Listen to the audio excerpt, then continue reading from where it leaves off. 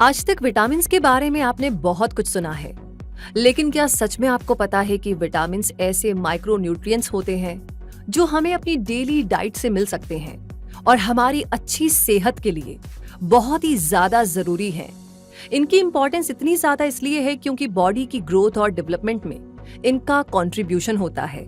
ये metabolism, immunity और digestion जैसे बहुत से फंक्शंस को सपोर्ट करते हैं और जब किसी रीजन से इनकी क्वांटिटी कम या ज्यादा हो जाती है तो उसके साइड इफेक्ट्स भी सामने आने लगते हैं जो कई बार सीरियस भी होते हैं। इसका मतलब विटामिन्स को कम समझने की गलती हमें नहीं करनी चाहिए। और भले ही ये माइक्रोन्यूट्रिएंट्स हैं और इनका स्मॉल अमाउंट ही बॉडी में रिक्वायर्ड होता है, लेकिन उसे पूरा करने के लिए हमें बैलेंस्ड डाइट पर ध्यान देना शुरू कर देना चाहिए, क्योंकि हम सब हेल्दी बॉडी ही तो चाहते हैं, है ना। हर एक विटामिन का बॉडी में अपना अलग रोल होता है और ये विटामिन्स दो टाइप्स के होते हैं, फैट सॉल्युबल विटामिन्स यानी विटामिन्स ए, डी, ई और के, और वाटर सॉल्युबल विटामिन्स यानी विटामिन बी ग्रुप के 8 विटामिन्स, और विटामिन सी जिसे हम स्ट्रॉन्ग इम्यूनिटी बूस्टर मानते हैं। तो क्यों ना आज इस विटामिन सी के बारे में जान लिया जाए। ये विटामिन सी कौन से बॉडी फंक्शंस को सपोर्ट करता है, इसके रिच सोर्सेज कौन से हैं और इसकी डेफिशिएंसी और एक्सेस के क्या रिजल्ट हो सकते हैं, और हाँ, हमें अपनी डेली डाइट में कितना विटामिन सी लेना चाहिए ये जानना भी जरूरी है। तो फिर आज के इस वीडियो को पूरा देखिए और विटामिन सी के बारे में सब कुछ जान लीजिए। तो चलिए आगे बढ़ते हैं और जानते हैं विटामिन सी के बारे में थोड़ा डिटेल में। विटामिन सी एक वाटर सॉल्युबल विटामिन है, यानी ये वाटर में डिसॉल्व हो जाता है और तुरंत बॉडी टिश्यूज में अब्सॉर्ब होकर बॉडी की जरूरत को पूरा कर सकता है। इस तरह के विटामिन की ज्यादा मात्रा बॉडी में नहीं रहती, बल्कि तुरंत यूरिन के साथ बाहर निकल जाती है। ये फैट सॉल्युबल विटामिन की तरह बॉडी में लॉन्ग टर्म तक स्टोर नहीं रहते, बल्कि इनकी थोड़ी मात्रा ही बॉडी में रिजर्व रहती है। ऐसे में बॉडी में इनकी शॉर्टेज ना हो, इसके लिए अपनी डेली डाइट में इन्हें रेगुलरली लेने की जरूरत होती है। विटामिन सी को एस्कॉर्बिक एसिड भी कहा जाता है। ये सिट्रस फ्रूट्स में बहुत अच्छी मात्रा में पाया जाता है, यानी ऑरेंजेस, कीवी, लेमन और ग्रेप फ्रूट खाकर के आप विटामिन सी ले सकते हैं। इनके अलावा bell peppers, strawberries, tomatoes, broccoli, cabbage, cauliflower, papaya में भी ये पाया जाता है।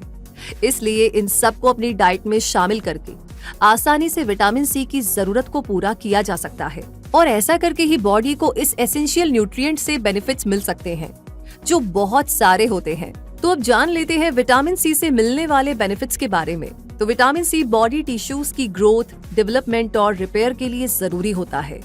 ये कोलेजन फॉर्मेशन में मदद करता है जो कनेक्टिव टिश्यू, स्किन, बोन्स और कार्टिलेज में पाया जाता है और उन्हें स्ट्रक्चर सपोर्ट देता है। विटामिन सी बॉडी में आयरन एब्जॉर्प्शन को भी इंक्रीज करता है। ये एंटीऑक्सीडेंट्स की तरह भी काम करता है और फ्री रेडिकल्स से होने वाले नुकसान से बॉडी को बचाता है। फ्री रेडिकल्स ऐसे अनस्टेबल मॉलिक्यूल्स होते हैं जो सेल डैमेज का रीजन बन सकते हैं और एजिंग, कैंसर और हार्ट डिजीज जैसी हेल्थ कंडीशंस डेवलप कर सकते हैं। ये इम्यून सिस्टम को स्ट्रॉन्ग बनाने में मदद करता है और व्हाइट ब्लड सेल काउंट को इंक्रीज करने में भी कंट्रीब्यूशन देता है। और ये तो हम सभी जानते हैं कि व्हाइट ब्लड सेल्स यानी कि WBC बॉडी पर अटैक करने वाली डिजीजेस और इन्फेक्शन से लड़ती हैं और उन्हें दूर भगाती हैं।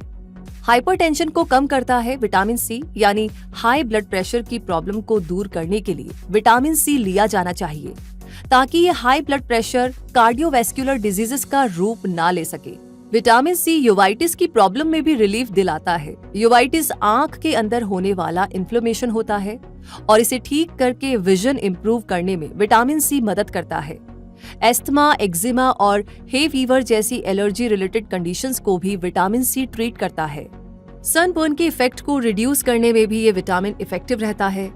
विटामिन सी गठिया होने से भी रोक सकता है। गठिया यानी आर्थराइटिस का एक पेनफुल टाइप है जो ब्लड में यूरिक एसिड बढ़ने से होता है और इसकी वजह से जॉइंट्स पेन होता है।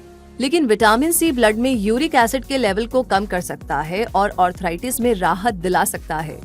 रिसर्च बताती है कि अगर रेगुलर डाइट और सप्लीमेंट्स के थ्रू विटामिन सी लिया जाए तो ये Alzheimer's disease, Parkinson's disease, multiple sclerosis जैसे न्यूरो डिजेनरेटिव डिजीजेस से भी हमें बचाता है और डिप्रेशन, एंजाइटी और स्किज़ोफ्रेनिया जैसी मेंटल हेल्थ प्रॉब्लम्स के रिस्क को भी कम कर सकता है। बॉडी के इतने सारे फंक्शंस में अपना इम्पोर्टेंट रोल प्ले करने वाले इस विटामिन सी की कितनी मात्रा हमें लेनी चाहिए अपनी डेली डाइट में, आइए पता लगाते हैं। एक एडल्ट मैन को डेली 90 यानी कि 90 mg विटामिन सी अपनी डाइट में लेना चाहिए और विमेन को 75 mg यानी कि 75 mg।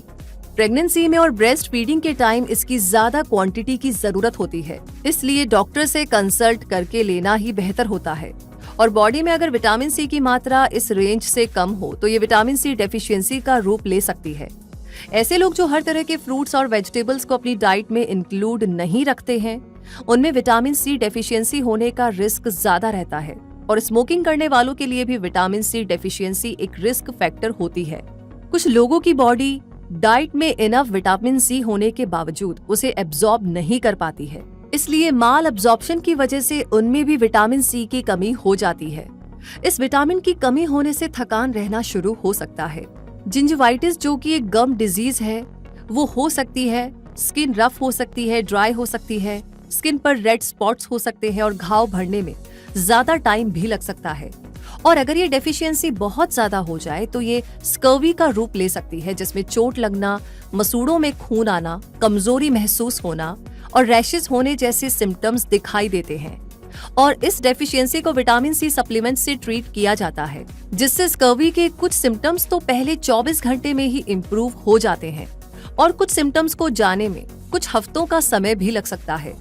लेकिन सप्लीमेंट्स लेने से पहले डॉक्टर से कंसल्ट किया जाना जरूरी होता है, क्योंकि ऐसे लोग जो कैंसर का इलाज ले रहे हों, जिन्हें क्रॉनिक किडनी डिजीज हो या जिन्हें ऐसे हेल्थ इश्यूज हो जो विटामिन सी सप्लीमेंट के साथ इंटरैक्ट करके हार्मफुल रिजल्ट दें, उनका डॉक्टर से कंसल्ट करना जरूरी हो जाता है।